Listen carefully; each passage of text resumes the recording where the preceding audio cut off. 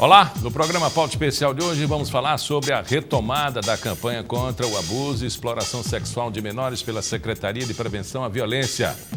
Vamos falar também sobre a programação referente ao Dia do Teatro Alagoano e você vai conhecer um pouco da peça Velha, que marca o retorno da atriz Ivana Isa aos palcos.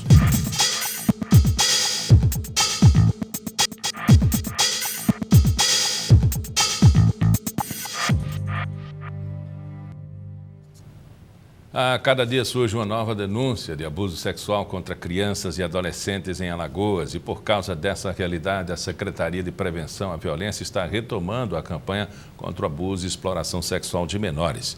Para falar sobre essa iniciativa, eu converso agora com Valdomiro Ponte, gerente de políticas da criança e do adolescente da CEPREV.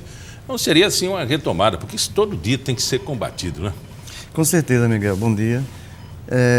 O dia 18 é um marco nacional, o dia de combate e abuso e exploração sexual contra criança e adolescente, porque nesse dia 18 morreu uma criança da forma mais cruel possível, né?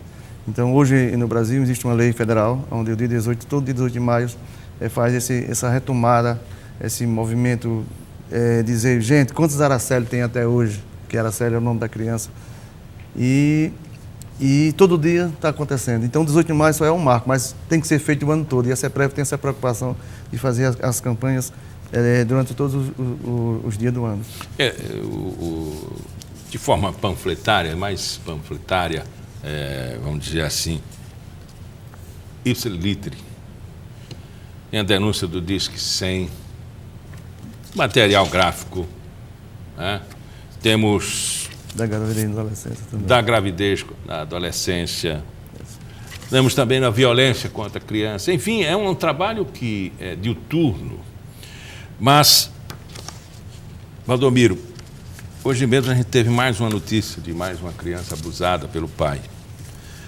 No Rio de Janeiro, quanto mais bota policial, pior fica a situação. As unidades pacificadoras acabaram. Em São Paulo, agentes metropolitanos de segurança estão tirando os mendigos da rua na porrada. O que está acontecendo? Colocar polícia na rua significa ter uma campanha que combata a violência sexual, que combata a falta de segurança, que combata o crime. É dessa forma que a gente vai chegar lá? Miguel, a CEPREV tem a preocupação de fazer campanhas educativas. É a melhor maneira de chegar até o público-alvo. E as campanhas educativas, ela tem isso. Porque quando você vai dar uma palestra numa escola e fala do tema exploração e abuso sexual ou gravidez na adolescência, que é também uma das campanhas nossas, e naquele momento, depois da palestra, sempre aparecem casos, né? E o mais absurdo, quando uma criança ou um adolescente procura a gente no final e ela começa a contar uma historinha. Esse é meu pai, é meu padrasto, é meu avô, é meu tio. E aí, imediatamente, a gente já entra em contato com o Conselho Tutelar, entra em contato com os CREAS, para já fazer aquele trabalho com aquela criança ou aquele adolescente. Porque a forma mais cruel que tem é quando um da família abusa do seu filho, abusa do seu enteado, né? E hoje, constantemente está acontecendo. Não é só um caso isolado. Todos os dias está acontecendo. Como você falou, ontem mesmo aconteceu um caso no interior, né? Um pai abusou de um adolescente de 12 anos, né? E o Conselho lá já tomou a frente, fez todos os encaminhamentos. E como não houve flagrante, o cara não foi preso, né? Tem essa história. Tem a história, não foi flagrante. Mas é um crime cruel. É um crime cruel. Deixa, né, marcas para o resto da vida. O resto da vida. Porque quando você conversa com um adolescente dessa, ou uma criança, até o sorriso dela é diferente. Né? Porque imagina, aquela pessoa que ela mais gosta... E geralmente são pessoas próximas, né, que gozam da confiança, com certeza, da família e principalmente da criança. E o que mais chama a atenção aí vem a ameaça. O agressor, que é o pai, o avô, o tio, um parente próximo, ele ameaça, diz, olha, se você dizer alguma coisa, eu mato você e mato sua mãe. Né? Então a ameaça faz com que aquela criança, aquele adolescente, carregue pro resto da vida aquela situação. Ela não tem coragem de dizer a alguém. Porque se ela pensa em dizer alguém, vai morrer. Ou alguém da família morre. Então, existe a ameaça também. Então, além do crime que está cometendo sobre o abuso, ainda tem um crime de ameaça. Então, quanto mais pessoas participarem, né, correntes religiosas, a sociedade civil organizada, quanto mais se debater o tema, seria o trabalho de prevenção mesmo. Prevenção, né? É o caminho, porque existem os órgãos competentes para poder fazer os encaminhamentos, mas já é quando aconteceu, no caso dos conselhos tutelares. Já é quem recebe as denúncias. É o pós, né? É o pós, mas vamos tentar prevenir, vamos tentar pelo menos dizer, olha, gente, peraí, existe a denúncia, eu tenho que fazer a denúncia, porque quando você orienta uma criança ou um adolescente que não deixe que um adulto faça as coisas com ela, uma carícia que não é carícia, é uma carícia maliciosa, então tudo isso numa palestra a gente passa para aquelas crianças e adolescentes. Não deixar permitir que aconteça, né? Denuncie, fale, né? Fale. A criança tem que falar. E muitas vezes, porque não foi orientada, ela pensa que ela quem está sendo errada. Ela que está cometendo alguma coisa de errado. E não é o agressor. Diz né? que anualmente ou mensalmente você poderia desenvolver palestras nas escolas, na sociedade civil organizada, nos clubes, com essa preocupação? Com certeza. E é o que a CEPREV está fazendo constantemente. Então, a gente tem palestras em todas as escolas estaduais e municipais. A gente tem uma agenda do ano todo, né? E, inclusive também as escolas particulares, né? E assim, não só também as escolas, também associações de moradores, né, de bairro, chamam muita gente para a palestra. E a igreja também é muito importante, porque são formadores de opiniões. Então, hoje a sociedade tem que ter ciência de uma coisa, é na prevenção que a gente vai tentar, pelo menos, diminuir. O que pode atrapalhar essa motivação de vocês e realmente acabar com esse tipo de problema? O que existe na sociedade que atrapalha esse processo? Muitas vezes a falta de querer que a denúncia vá para frente. Porque já pegamos casos casos assim, de ter a denúncia, mas vamos abafar, né? Porque é um nome importante, né? Porque não é só na classe média baixa, classe média alta também acontece. E muitas vezes tem casos que acontecem numa família, e para não expor aquela família, não expor aquela criança ou adolescente, e abafa o caso. Então acontece muito isso. Há uma contradição, inclusive, nesse processo, que às vezes quando você divulga, a situação piora, aí vem os problemas econômicos, problemas familiares, problemas emocionais para a criança, enfim, para toda a comunidade. Né? Mas justamente, mas o problema maior é quando não quer que ninguém saiba da história, entendeu? E ficar por isso mesmo. Então aquela criança, aquele adolescente que está naquele meio, não sei familiar... Achando que o agressor vai parar. Vai parar com ele, não vai parar nunca. Aí não vai parar nunca, porque vai continuar fazendo. O agressor, ele tem esse perfil, ele não para nunca? Segundo a psicologia, segundo quem entende da psicologia, o próprio pedófilo mesmo, que diz que não tem condições de voltar a ser normal, não sei. Sei que simplesmente ele não vai parar. Ele fez com uma, vai fazer com outra, porque tem casos que chegam pra gente, um exemplo, 3 filhas, então teve a de 8, de 9 e a de 12, todas 3 ele vai fazer, né? Então, mesmo que denuncie, depois tenta fazer com a sobrinha, entendeu? E já virou um ciclo. O senhor acredita que seja um nível de escolaridade, um nível de informação, um nível de consciência? No meu entendimento, não é nem...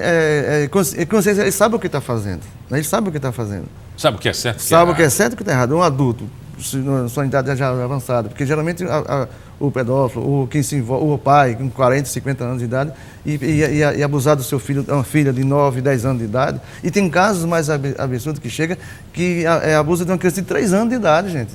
3 anos, 4 anos de idade. Né?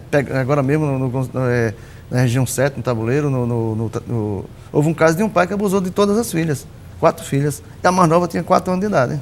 A mais velha tinha 12, e ela abusou de todas elas. Né? Foi agora em janeiro que aconteceu isso aqui em Maceió, na Tabuleiro do Martins. O senhor falou agora há pouco que o perfil econômico não interfere.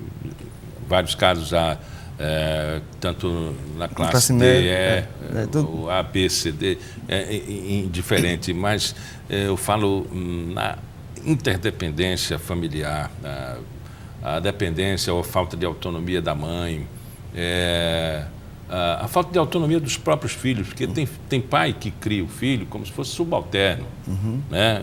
Impede da criança até se pronunciar, opinar, desejar algo, não é? E a criação é feita com um braço de ferro. Isso interfere também? Interfere pela questão do próprio medo, né? Aquele filho passa a ter medo do pai e da mãe, né? Principalmente do pai. E casos de que a gente tem ciência do pai ser tão rígido, aonde principalmente aquela menina, ela se cria nesse ciclo e ela passa a ter o medo do pai, ao ponto como ele começa a usar ela, né, sexualmente, e ela pensa que aquilo é normal e vai até a idade adulta como marido e mulher, né? E muitas vezes acontece casos que a mãe sabe da história e para poder não perder a situação do casamento, não perder o marido, ela aceita a situação. Tem casos chega assim, o marido, pai, filho e a mãe sabe da história. E aí fica difícil a interferência do Estado, né? Da sociedade. Com certeza, porque aí você é o seio familiar, a convivência familiar, os vizinhos sabem, parentes sabem, mas prefere não denunciar porque a própria família que em si já está no ciclo, ela prefere aceitar aquela situação. Estamos falando de um clima doentio, né? Uma família doentia, não é? Com certeza, Miguel, é doentio. Porque a mulher passar a aceitar que sua filha seja abusada pelo próprio seu pai. E ela aceita e de uma maneira, não são todas, claro, mas tem uma que aceita para não perder ele.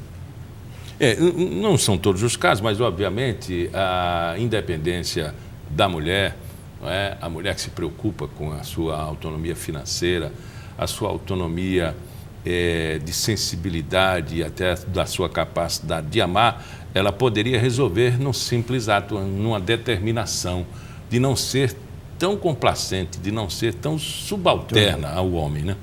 Porque ele passa a ser, né, subalterna de uma maneira de aceitar, né? E a própria filha também, na situação, como vê, o pai, ele domina ela de uma maneira que já ela faz parte da vida sexual dele, né? Ela já faz parte, né? E tem situações que quem é conselheiro, como eu já fui conselheiro lá, que peguei um caso onde a filha fazia parte do ato sexual com o pai, junto, mãe, pai e filha. Né? Rio, são coisas doentias. Para marcar o dia 18, algum evento? Bom, tem vários eventos acontecendo pela CEPREV. No Conjunto Carminha vai ter uma mobilização na praça do Conjunto Carminha no dia 17. No dia 19, na SMAL, vai ter um seminário estadual, né, justamente sobre o tema. Vai ter vários palestrantes, inclusive uma delas é a doutora Fátima Peroá, que é a juíza da Vara da Infância, né? No dia 18, de 8 às 14 horas, na SMAL. E no dia 31, que vai ter o culminante lá no Benito Bentes. Na Praça do Benito Bentes vai ter uma mobilização com todos os conjuntos, que é o último dia do mês de maio. Não dizendo que a campanha não só é maio, a gente tem que ter essa consciência. E, bem claro, dia 18 de maio não é dia de comemoração, é dia de combate. Combate ao abuso e exploração sexual. É só lembrar que no dia 18 de maio morreu uma criança da forma mais cruel possível. Então não pode se fazer comemoração, é um dia de combate. Conversamos com Valdomiro Pontes, ele é gerente de políticas da criança e do adolescente. Muito obrigado pela entrevista. Estou às ordens. Deus abençoe. E vamos fazer uma pequena pausa e na volta a gente vai falar sobre a programação do Dia do Teatro Alagoano, sobre a peça A Velha.